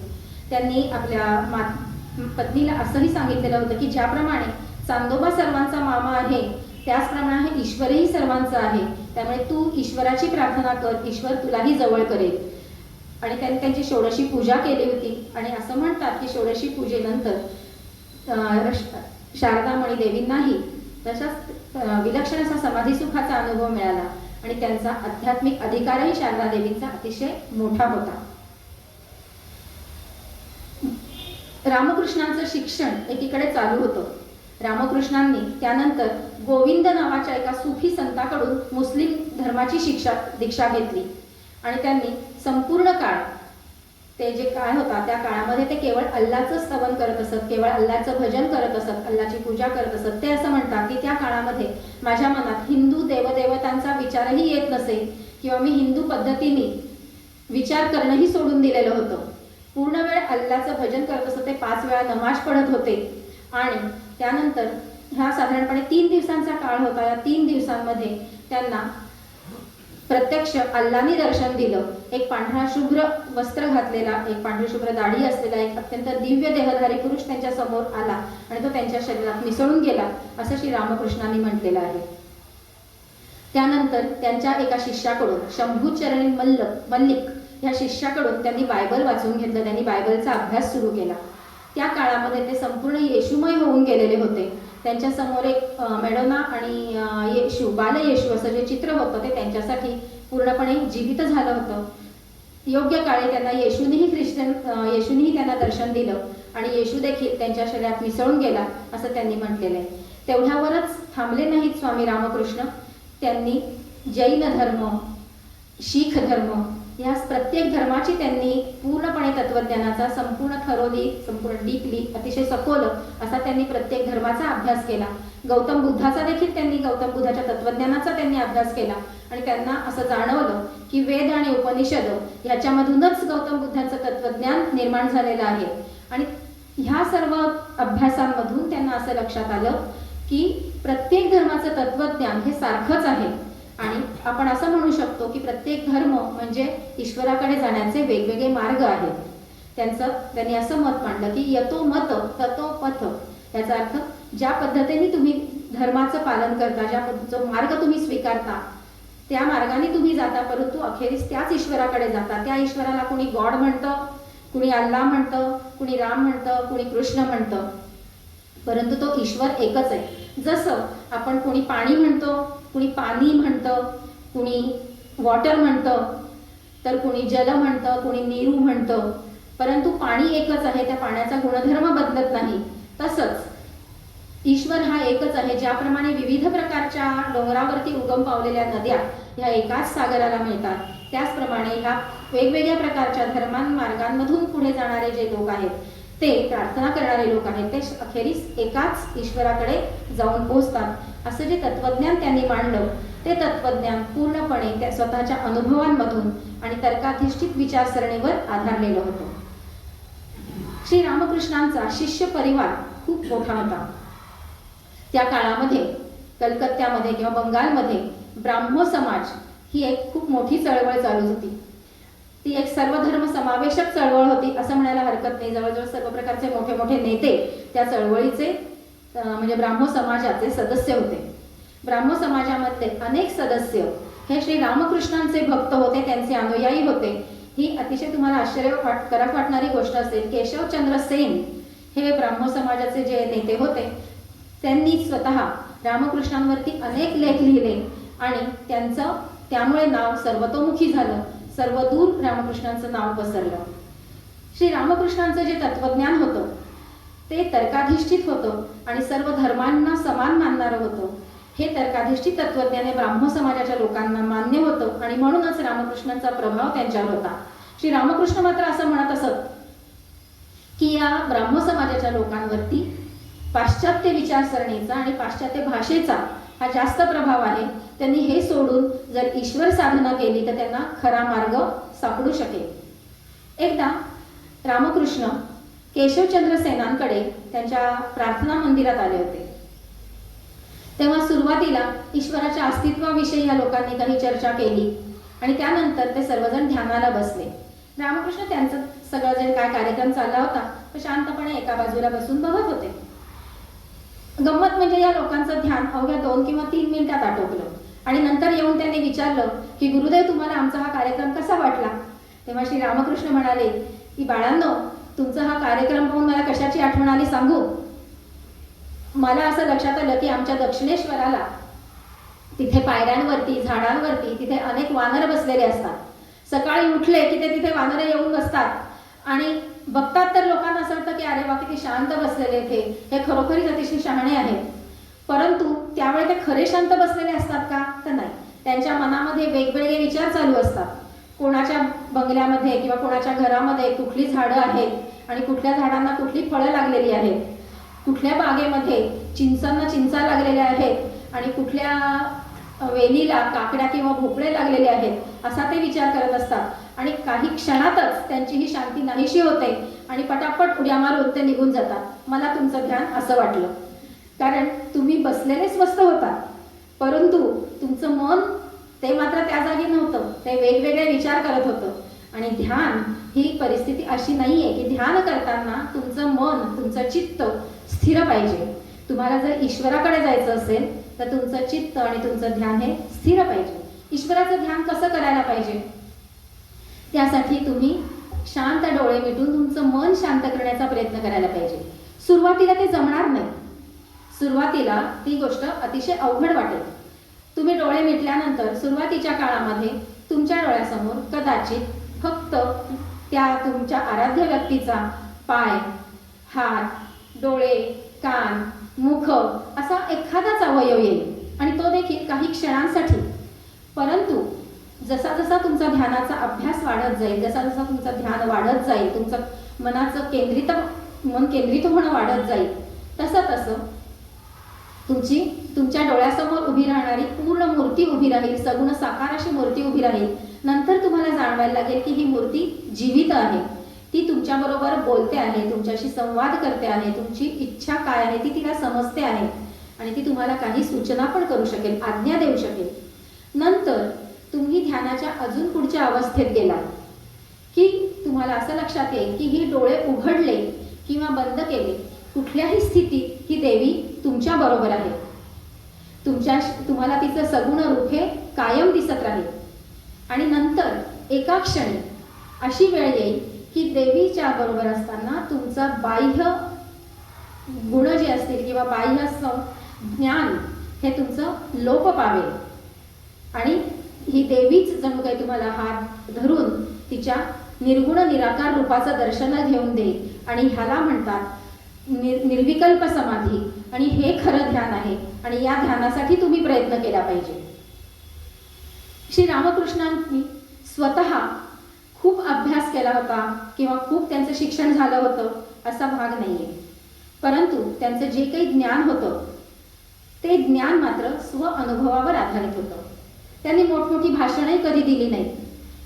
सामान्य लोकांमध्ये ते मिसळत राहिले, सामान्य लोकांना ते उपदेश करत राहिले, सामान्य लोकांना ते गोष्टी सांगत राहिले आणि छोट्या छोट्या साध्या सोप्या गोष्टींमधून ते ज्ञान देत असत आणि त्यामुळे सामान्य लोकांना त्या गोष्टी सहजपणे समजत असत. स्वामी रामकृष्णांकडे जे शिष्य येत असत त्या शिष्यांचे त्यांनी 2 भाग केले होते. जे शिष्य सांसारिक असत किंवा ज्या शिष्यांना संसारामध्ये रस असेल अशा लोकांना ते सांसारिक शिष्य म्हणत आणि ते त्यांना सांगत असत की तुम्ही संसारात पडलेला आहात तर तुम्ही तुमचा संसार हा पूर्ण केला पाहिजे, तुमची सांसारिक कर्तव्य तुम्ही पूर्ण करायला हवी. त्यांना सांसारिक कर्तव्यांवरती तुम्ही जोर द्यायला हवा. परंतु कसा? संसार करत असतानाही तुम्ही सावध राहिलं पाहिजे. ते कसं सावध राहिलं पाहिजे? तर जसं त्याच्यासाठी तुम्ही तांदूळ काढणाऱ्या किंवा भात काढणाऱ्या बाईकडे पहा. त्या कशा करतात? एक जण मुसळ घालत असते कांडप त्याच्यामध्ये आणि दुसरी त्याच्यामध्ये भात सारत असते. त्या दोघी एकीकडे गप्पा मारत असतात, एकीकडे गोष्टी करत असतात, एकमेकींशी बोलत असतात, आजूबाजूला मुलं खेळत असतात, त्यांच्याकडे त्या पाहत असतात. परंतु त्यावेळेलाही त्या सावध असतात. काढणारी बाई असं बघत असते की त्या जी भात सारते आहे तिचा हात मुसळाखाली येणार नाही, आणि जी भात सारते आहे ती बाई पण बघत असते, ती स्त्री पण लक्ष देत असते की आपला हात त्या मुसळाला खाली येणार नाही. आणि अशा पद्धतीने ते काम करत असतात. जेव्हा तुम्ही संसारात राहता तेव्हा तुम्ही ईश्वराकडे तेवढंच बघत राहा. संसारात राहताना तुम्ही सावधपणे संसार करा, ईश्वराकडचं लक्ष ढळू देऊ नका. एकदा त्यांनी असंही सांगितलं की तुम्ही संसारिक लोकांनी एखाद्या लहान बालकाकडे बघावं. खांबाला धरून ते बालक गरा गरा गरा गरा गरा गरा फिरत असतं. आपण खाली पडू, आपला तोल जाईल असं भय त्यांना वाटत नाही, कारण त्यांनी तो खांब घट्ट पकडून ठेवलेला असतो. तुम्ही देखील ईश्वराचं नाव घट्ट पकडून ठेवा आणि खुशाल संसार सागरामध्ये गोल गोल फिरा. तुमचा संसार हा अतिशय चांगला होईल आणि त्याचबरोबर तुम्हाला ईश्वराकडेही जाता येईल. कामिनी कांचनाचा मोह धरू नये. स्त्री पुरुषांनी, पती पत्नींनी दोघांनी मिळून ईश्वराचं भजन पूजन करावं आणि ईश्वराकडे जाण्याचा मार्ग साध्य करावा असा त्यांचा उपदेश असेल. त्याचबरोबर जे लोक त्यांना असं वाटत असे की ज्यांना संसारापेक्षाही संन्यासामध्ये, ब्रह्मचर्यामध्ये किंवा ईश्वर पूजनेकडे जाण्याचं ओढ आहे, त्या लोकांना ते संन्यासाश्रम घेण्याचा उपदेश करत असत. स्वामी विवेकानंद म्हणजेच अर्थात नरेंद्र यांचेही त्यांनी अशाच पद्धतीने परीक्षा घेतली होती आणि त्यानंतरच त्यांना ब्रह्मचर्य स्वीकारण्याचं आणि संसारात न पडण्याचा त्यांनी उपदेश केलेला होता. स्वामी रामकृष्ण हे माणसाची परीक्षा अतिशय उत्तम करत असत. शारीरिक लक्षणांवरून ते माणसांची परीक्षा करत असत. ते म्हणत की ज्याचे पद्मपत्रासारखे डोळे आहेत तो अतिशय सात्विक वृत्तीचा असतो. देवचक्षु हे मोठे नसतात तर ते लांब असतात. ज्याचे मांजरासारखे डोळे असतात आणि नाक चपटं असतं असे लोक थोडेसे लबाड असतात. ज्या लोकांचा हात जड असतो त्या व्यक्ती ह्या गुन्हेगारी वृत्तीच्या असतात. त्याचप्रमाणे ते असंही सांगत असत की जे साधू किंवा संत किंवा भक्तिमान पुरुष असतात, भक्तिमान स्त्रिया असतात, त्यांचं अंग अतिशय कोमल असतं. त्यांनी स्वामी विवेकानंदांचीही अशाच पद्धतीने परीक्षा केलेली होती आणि ते त्याला म्हणत की नरेंद्र, तुझं सर्व काही उत्कृष्ट आहे, परंतु तुझं निद्रेमध्ये झोपलेला असताना तुझा श्वास मात्र अतिशय जोरात पडतो आणि हे अल्पायू असण्याचं लक्षण आहे. श्री रामकृष्ण लोकांना विविध प्रकारे उपदेश करत असत.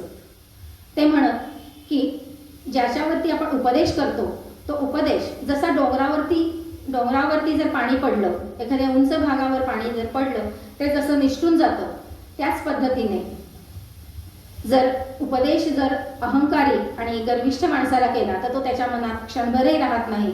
जो विनयी आणि विनम्र माणूस असेल त्याला उपदेश केलेला तो त्याच्या मनामध्ये, हृदयामध्ये रुजू राहतो आणि तो माणूस ईश्वराकडे लवकर जातो. तसंच ते असं सांगत असत. एकदा त्यांच्या एका शिष्याने एक चूक केली. अतिशय छोटी चूक होती, पण रामकृष्ण त्याला त्यावेळेला काहीच बोलले नाही. त्यांनी त्याला एक पांढरं शुभ्र वस्त्र दिलं आणि हे वापर असं त्यांना सांगितलं. तेव्हा शिष्याने ते वस्त्र उघडून बघितलं त्याच्यावरती काळा डाग होता. तो म्हणाला, गुरुदेव, हे वस्त्र तर खराब झालेलं आहे, त्याच्यावरती एक काळा डाग आहे, म्हणजे मी कसं काय वापरू? तेव्हा श्री रामकृष्ण म्हणाले की जसं पांढऱ्या शुभ्र वस्त्रावरती छोटा डागही आहे काळा, तो जेवढा मोठा वाटतो, तसंच साधू संन्यासी या लोकांनी तितकं शुद्ध राहिलं पाहिजे, सावध राहिलं पाहिजे. त्यांच्या आयुष्यात एखादी लहानशी जरी चूक घडली तरी ती फार मोठी वाटते. त्यामुळे साधू संन्याशांनी नेहमी सावध राहिलं पाहिजे.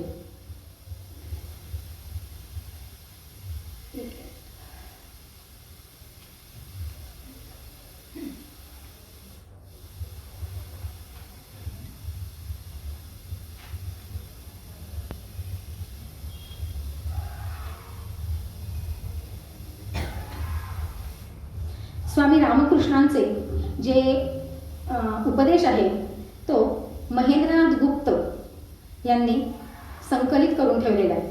शेवटचे 4 वर्षांचा उपदेश महेंद्रनाथ गुप्त यांनी एम या टोपणनावाने संकलित केला आणि त्याचं जे इंग्रजी रूपांतर आहे ते स्वामी निखिलानंद यांनी केलेलं आहे.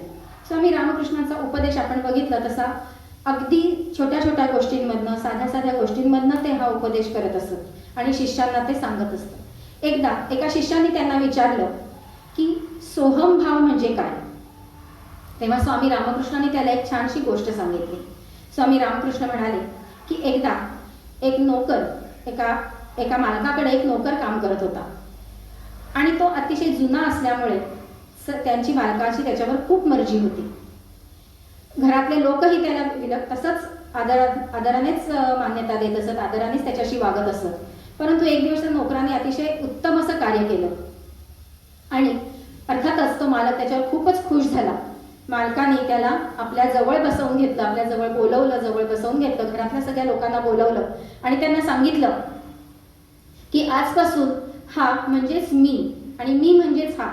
मी ज्या पद्धतीने आज्ञा देतो, मी जशा आज्ञा देतो त्या तुम्ही पाळता, तसंच तुम्ही आजपासून यांनी दिलेल्या आज्ञाही पाळल्या पाहिजेत. त्या मालकाच्या त्याच्या घरातल्या सर्व माणसांनी ते मान्य केलं, पण त्या नोकराला मात्र त्या गोष्टीचा अतिशय संकोच वाटला आणि तो अतिशय संकोचाने तिथेच उभा राहिला. परंतु मालकाने अगदी म्हणजे प्रेमाने त्याला जवळ बोलावून घेतलं, जवळ बसवून घेतलं. ते म्हणाले सोहम भाव हा असा असतो, जेव्हा तुम्ही ईश्वराची प्रार्थना, ईश्वराची पूजा, ईश्वराची भक्ती करत असता तेव्हा ईश्वर तुम्हाला एका क्षणी तुमच्या ह्या भक्तीवरती प्रसन्न होतो आणि एका क्षणी तो तुम्हाला त्याच्या जवळ घेतो आणि विभूती संपन्न होऊन तो त्याला तुम्हाला त्यांच्यामध्येच मिसळून घेतो आणि ह्यालाच म्हणतात सोहम भाव. एकदा एका शिष्याने विचारलं की नेती नेती म्हणजे काय, इति म्हणजे काय, विज्ञान म्हणजे काय. तेव्हा श्री रामकृष्णांनी त्यालाही एक छोटीशी गोष्ट सांगितली. ते म्हणाले की एक अंधारी खोली होती. त्या अंधाऱ्या खोलीमध्ये एक व्यक्ती झोपलेली होती. दुसरी एक व्यक्ती त्याला बघण्यासाठी, त्याला भेटण्यासाठी आली. आजूबाजूला कडकड अंधार होता, त्यामुळे अर्थातच त्याला काही दिसेना. पहिल्यांदा त्याने पाहिलं, त्याच्या हाताला एक खुर्ची लागली. तो म्हणाला नाही, हा तो नाही. याचा अर्थ नेती. तो अजून पुढे गेला, त्याच्या हाताला एक टेबल लागलं. नाही, हा तो नाही, नेती. तो अजून पुढे गेला, त्याच्या हाताला अजून वेगवेगळ्या बऱ्याच वस्तू लागल्या. तो दरवेळेला म्हणत होता की हा तो नाही म्हणजे नेती. आणि मग एका क्षणी त्याला त्या व्यक्ती जो झोपलेला होता त्या व्यक्तीचा स्पर्श झाला. तो म्हणाला हा तो आहे, हा तो, ही ती व्यक्ती. इति म्हणजे ही ती व्यक्ती. इति ह्याचा अर्थ त्याला ईश्वराचं अस्तित्व जाणवलं. त्यांनी त्याला उठवलं आणि त्याच्यानंतर त्याला जे काही समजून घ्यायचं होतं ते त्याला प्रश्न विचारले, बोलला आणि तो परत गेला. ईश्वराशी आपण जेव्हा संवाद साधतो तेव्हा असंच असतं. तुमच्या पहिल्या ध्यानावस्थेच्या काळामध्ये तुम्हाला वेगवेगळे मोह, माया या सर्व गोष्टी दिसत असतात आणि ह्या गोष्टींमध्ये तुमचं लक्ष विचलित होऊ शकतं. परंतु तेव्हा नेती असं म्हणत तुम्ही पुढे गेला पाहिजे आणि मग एका क्षणी जेव्हा तुम्हाला प्रत्यक्ष ईश्वर भेटतो तेव्हा तुम्हाला ईश्वराचं ज्ञान होतं. तेव्हा हे विशेष रूपाने जे ज्ञान होतं त्याला विज्ञान असं म्हणतात. स्वामी रामकृष्ण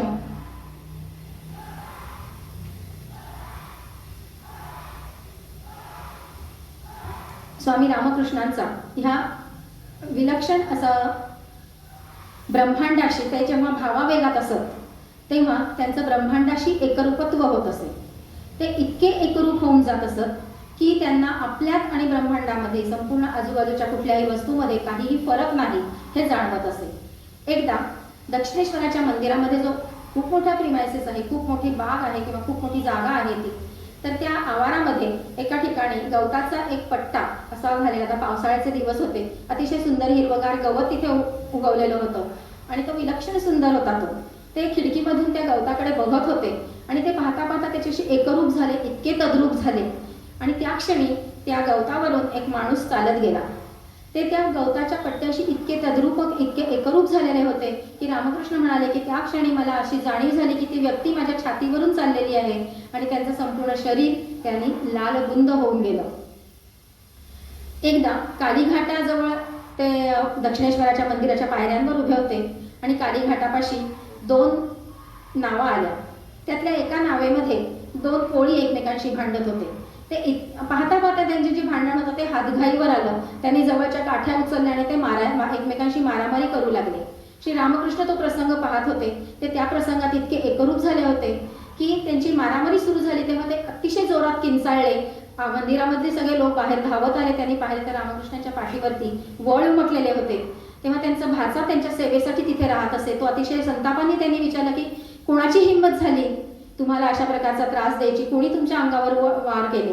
तेव्हा त्यांनी हा सगळा प्रसंग त्यांना सांगितला आणि लोकांना या गोष्टीचं विलक्षण आश्चर्य वाटलं की ही तद्रूपता, ही एकरूपता ही ईश्वराशी जोडलेली असेल तर माणूस केवढा स्टेजला जाईल, केवढा थोर होईल. तो जणू साक्षात ईश्वरच आहे ही जाणीव प्रत्येकाला झाली. एकदा एका शिष्याने विचारलं की माणसाला खरोखरी गुरुची आवश्यकता असते का? गुरु नसेल तर माणूस त्याचं ध्येय साध्य करू शकतो. तेव्हा स्वामी रामकृष्ण एका क्षणात म्हणाले, अगदी बरोबर आहे, तू जे म्हणतोयस ते अगदी योग्य आहे. गुरु नसला तरीही ती व्यक्ती आपलं ध्येय साध्य करू शकते. त्यांनी समोर बघितलं तर त्यांच्या समोर गलबत चाललेलं होतं. एक तिथनं नुकतंच गलबत निघालेलं होतं. तेव्हा श्री रामकृष्णांनी त्या शिष्याला विचारलं की बाबा रे, हे गलबत निघालेलं आहे. चिन्सुरा नावाचं पश्चिम बंगालमध्ये एक गाव आहे. ते म्हणाले की हे गलबत इथून निघालंय, ते चिन्सुऱ्याला कधी पोहोचेल? त्या शिष्याने क्षणभर विचार केला. तो म्हणाला आत्ता निघालेलं आहे. ह्याचा अर्थ ते गलबत तिथे पोहोचण्यासाठी संध्याकाळचे 6 वाजतील. रामकृष्ण म्हणाले बरोबर. त्या गलबताला एक मोठा दोर होता आणि त्या दोराला एक होडी जोडलेली होती लहानशी. ही होडी चिन्सुऱ्याला कधी पोहोचेल? बरोबर आहे, ती गलबताला जोडलेली आहे. त्यामुळे जेव्हा गलबत पोहोचेल त्याच वेळेला ते चिन्सुऱ्याला पोहोचेल. आता जर समजा त्या होडीचा दोर सोडला आणि ती होडी जर स्वतंत्रपणे वल्हवायला निघाली तर ती होडी कधी पोहोचेल? त्या शिष्याने क्षणभर विचार केला. तो म्हणाला हां, आता ही होडी पोहोचण्यासाठी नक्कीच आपल्याला उद्या दिवशी सकाळी पोहोचेल. तेव्हा श्री रामकृष्ण म्हणाले हेच आहे गुरु बरोबर जाण्याचं आणि सद्गुरूची आवश्यकता यासाठी आहे. जर तुम्ही सद्गुरू बरोबर गेला तर हा प्रवास सोपा आणि लवकर होतो. तुम्ही जर एकटं गेलात तर तुम्ही ध्येयापर्यंत पोहोचता हे निश्चित, परंतु त्याला वेळ लागतो. तुमचं ईश्वराशी नातं कसं असलं पाहिजे? तर रामकृष्ण सांगत की तुमचं ईश्वराशी नातं जे असायला पाहिजे ते अतिशय जवळचं, म्हणजे जसं आई आणि मूल, तुमचं ईश्वराशी अपत्यासारखं नातं असलं पाहिजे. मी अमक्याचा मुलगा, मी हा माणूस, मी तो, मी ह्याचा पुतण्या, मी ह्याची मुलगी, अशा प्रकारचे कच्चे अहंकार हे तुमच्याजवळ नसावे. फक्त ईश्वराशी तुम्ही जेव्हा नातं बाळगाल तेव्हाच तुम्हाला ईश्वर लवकर भेटेल. हां, वेळ लागेल. सुरुवातीला कसं असतं, कुणी आपल्याला पहिल्यांदा भेटलं तर आपण काय म्हणतो? आपण, आपल्याला, अशा पद्धतीने आपण त्याच्याशी बोलतो. त्यानंतर जरा घसट झाली, थोडी जवळी झाली तर आपण त्या माणसाला बोलताना त्याच्याशी तुम्ही, तुम्ही, तुम्हाला अशा पद्धतीने बोलतो.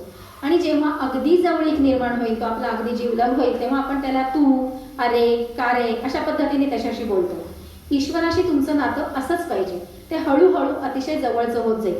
आपण आपल्या इथे बघतो की आपल्याकडे आपले जे संत आहेत, संत नामदेव, ज्ञानेश्वर, मुक्ताबाई, जनाबाई, नामदेव, असे जे अनेक संत आहेत, त्या संतांचं नातं ईश्वराशी असंच होतं. कुणी त्याला आपला मुलगा मानत असत, कुणी ईश्वराशी आपल्या पुत्रासारखं नातं मानत असे, ईश्वरावर रागावत असत, त्याला बोलत असत. अरे विठ्या मूळ मायेच्या कारट्या असा जनाबाईंचा अभंग आहे, किंवा कांदा मुळा भाजी अवघी विठाबाई माझी असा सावतामाळींचा अभंग आहे. म्हणजे तुम्ही ईश्वराला तुम्ही ज्या पद्धतीने पाहता, ज्या जवळ जी वस्तू किंवा जी गोष्ट तुमच्या सगळ्यात जवळची असेल ते नातं तुम्ही ईश्वराशी जोडा, ईश्वर तुमच्या तितकाच जवळ येईल, असं श्री रामकृष्ण नेहमीच सांगत असत.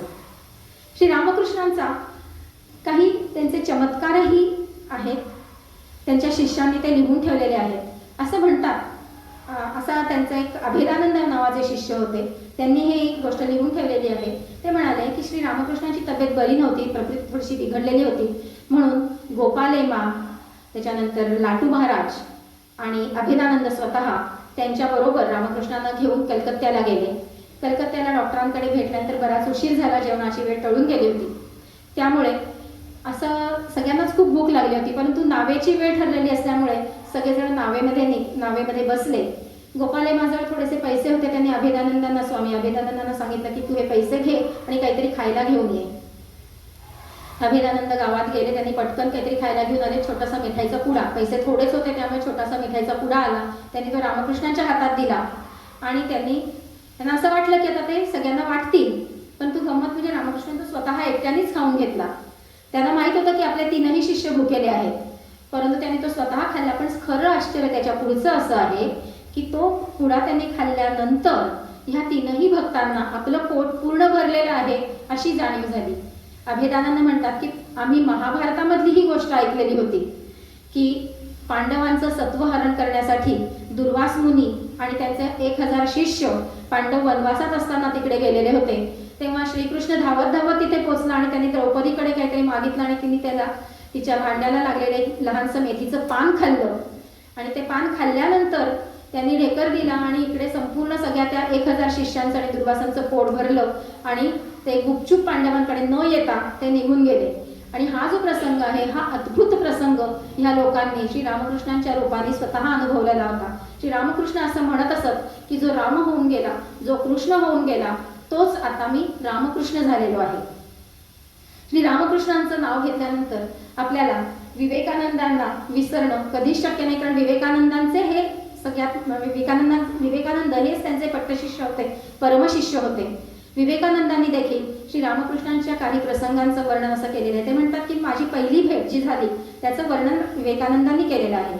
ते म्हणाले की अगदी सुरुवातीला त्यांची भेट एका बाहेर झाली होती, परंतु त्यावेळेला रामकृष्णांनी विवेकानंदांकडनं म्हणजे नरेंद्राकडनं असं वचन घेतलं की तुम्हाला दक्षिणेश्वरी येऊन भेट.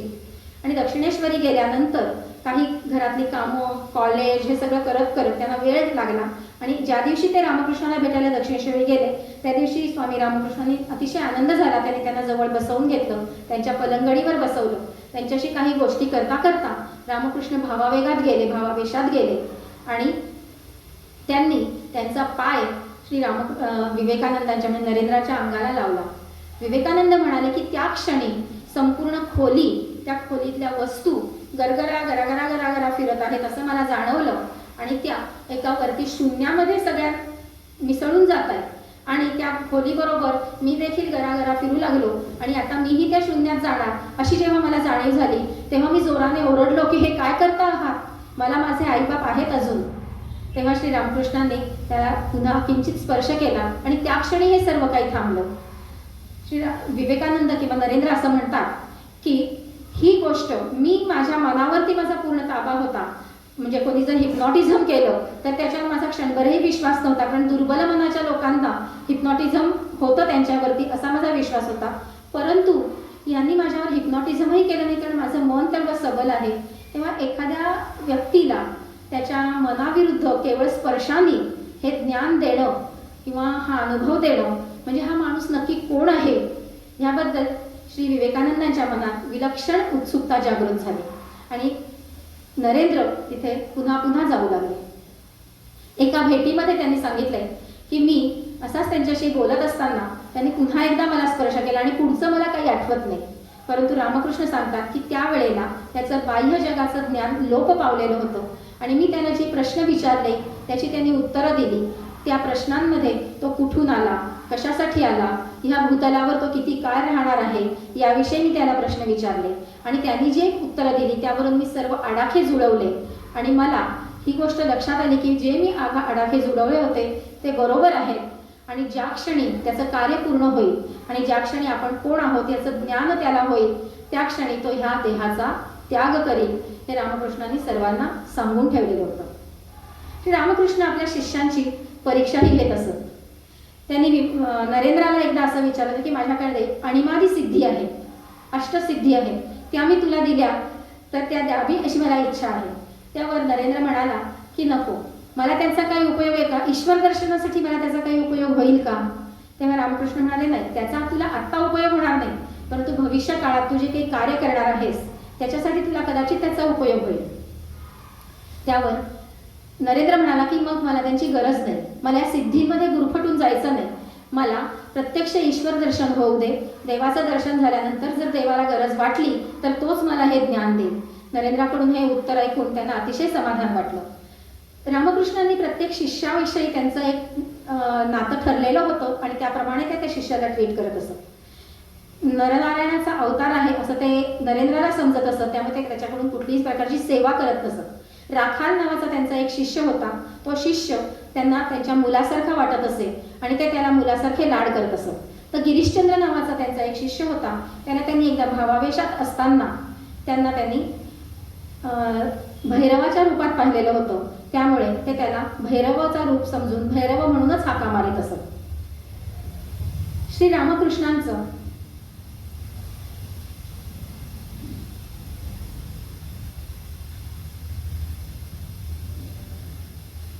रामकृष्णांचं उपदेश हा प्रत्येकासाठी वेगळा असेल. निरंजन नावाचा त्यांचा एक शिष्य होता. अतिशय संतापी होता. एकदा तो नावेनी दक्षिणेश्वरी येत होता. त्या नावेमध्ये 2 तरुण बसलेले होते आणि ते गुरुदेव रामकृष्णांना काही नावं ठेवत होते, त्यांची निंदा करत होते. काही वेळ त्यांनी ते सारं ऐकून घेतलं आणि एका क्षणी त्याचा तोल ढळला आणि तो त्यांना म्हणाला की तुम्ही आता एक शब्द जरी बोला तरी नावे सकट मी तुम्हाला खाली बुडवून टाकेन. तेव्हा त्याचं बलदंड शरीर पाहून ती मुलं गप्प बसली आणि त्यानंतर तो परत आपल्या दक्षिणेश्वरी आला. जेव्हा रामकृष्णांना ही गोष्ट कळली तेव्हा ते त्याला म्हणाले की क्रोध म्हणजे चांडाळ आणि लोक म्हणजे पोक म्हणजे केडे. तेव्हा तू हे लक्षात ठेव की आपण क्रोधाला आपल्यावर कधीही स्वार होऊ द्यायचं नाही, तर आपण या भावनांवर स्वतः स्वार व्हायचं असतं. योग्याला किंवा साधू संतांना कुठल्याही भावनेला स्वतःवरती स्वार होऊ देता कामा नये. आणि लोक तर काय बोलतच राहणार. जर आपण प्रत्येकाचं तोंड धरायला गेलो आणि प्रत्येकाला जर काही सांगत राहिलो तर आपलं संपूर्ण आयुष्य त्याच्यामध्ये जाईल. श्री रामकृष्ण केवळ उपदेशच करत असत असं नाहीये, तर रामकृष्णांनी स्वतः ते सेवाभावी होते. त्यांना गरिबांची दीनदलितांची सेवेमध्ये ते अतिशय पुढाकार घेत असत. त्यांना रुग्णांची परिचर्या करण्यामध्ये विलक्षण आनंद मिळत असे. क्षयरोगापासून कुष्ठरोगापर्यंत सगळ्यांची ते परिचर्या अतिशय आनंदाने करत असत. ते म्हणत की ईश्वर मला ह्या दीनदुबळ्यांमध्ये आणि रोगी लोकांमध्येच दिसतो. रामकृष्ण मिशन आजही औषध पाणी आणि लोकांच्या रुग्णांच्या परिचर्येचंच काम करत असतं. रुग्णांसाठी आणि रोग्यांसाठी ते काम करत असतं. हे रामकृष्णांचं काम रामकृष्ण मिशनने आजपर्यंत तसंच ठेवलेलं आहे. तुम्ही असं म्हणाल की ह्या सगळ्या गोष्टी ज्या आहेत त्या काळातल्या म्हणजे जवळजवळ 150-200 वर्षापूर्वीच्या त्या उपदेशाचा आज काय उपयोग. कारण आज आपण बघितलं तर आज आपण कम्युनिकेशननी आणि वेगवेगळ्या पद्धतीने संपूर्ण जग एक झालेलं आहे आणि कुणाचा देवावरती फार विश्वास आहे असं नाहीये आणि लोकांना याच्यासाठी वेळही नाहीये. लोक जे सकाळपासून संध्याकाळपर्यंत धावत सुटलेले असतात त्याच्यामध्ये लोकांना याच्यावर वेळही नाहीये. परंतु सगळ्यात महत्त्वाची गोष्ट म्हणजे श्रद्धा. आपण ह्या गोष्टींमधून जी शिकणार आहोत ती श्रद्धा आणि तुमच्या जवळची श्रद्धा जी आहे ती तुम्हाला बळ देते आणि तुमचं कोणतंही कार्य असेल ते कार्य पूर्ण करण्यासाठी तुमची श्रद्धा असणं, तुमचा विश्वास असणं ह्या गोष्टीची अतिशय गरज आहे. आणि या श्रद्धेने आणि ईश्वरावरच्या श्रद्धेमुळे ईश्वरावरच्या विश्वासामुळे मनुष्य आपोआपच सात्विकतेकडे वळतो आणि चांगली कामं कोणती वाईट कामं कोणती हे त्याला समजतं. मृत्यूपूर्वी साधारण 7 ते 8 महिने श्री रामकृष्ण घशाच्या कर्करोगाने आजारी होते. साधारण ऑगस्टमध्ये 13-14 तारीख असेल. त्या दिवशी त्यांचे क्लेश अतिशय मोठ्या प्रमाणात होते. त्यांना काहीच सहन होत नव्हतं. ते देहक्लेश कुणालाच बघवत नव्हते. त्यांच्याभोवती त्यांचे सगळे शिष्य होते, त्यांच्या सगळी जवळची माणसं तिथे उभी होती आणि ते जे देहक्लेश होते ते पाहून नरेंद्राच्या स्वामी विवेकानंदांच्या असं मनात आलं की आजपर्यंत आपल्याला हे सांगत आले की मीच राम मीच कृष्ण असं जर आहे, मी जर ईश्वरी अवतार आहे असं ते म्हणतात, तर मग ह्या देहक्लेशांचा काय अर्थ आहे. जर हे ईश्वरी अवतार आहे तर हे देहक्लेश त्यांना दूर करता आले पाहिजे, ते हे का सहन करतात. ते जर या क्षणी देखील म्हणाले की तो राम आणि तो कृष्ण म्हणजे मीच, तर मी त्यांना मानेन. त्यांच्या मनातलं हे वाक्य पूर्ण होण्यापूर्वी श्री रामकृष्णांनी डोळे उघडले. त्यांनी त्यांच्याकडे पाहिलं आणि ते त्यांना म्हणाले की अजूनही शंका. अरे जो राम होऊन गेला, जो कृष्ण होऊन गेला तोच मी आणि तोच मी रामकृष्ण आहे. आणि त्या क्षणी विवेकानंदांच्या मनातल्या सर्व शंकांचं निरसन झालं. श्री रामकृष्णांनी 16 ऑगस्ट 1886 या दिवशी देह ठेवला. ते पंचत्वात विलीन झाले, परंतु त्यांच्या कार्याच्या रूपाने, त्यांच्या शिष्यांच्या रूपाने आणि शिष्यांनी जे कार्य आजपर्यंत चालू ठेवले इतक्या वर्षानंतरही, त्या रूपाने ते अजूनही जीवित आहेत. जणू आज सगळ्यांसाठी ते प्रार्थना करतायत. सर्वैत्र सुखिनः सन्तु सर्वै सन्तु निरामयाः सर्वै भद्राणि पश्यन्तु मा कश्चित् दुःखमाप्नुयात्. ओम शांती शांती. धन्यवाद.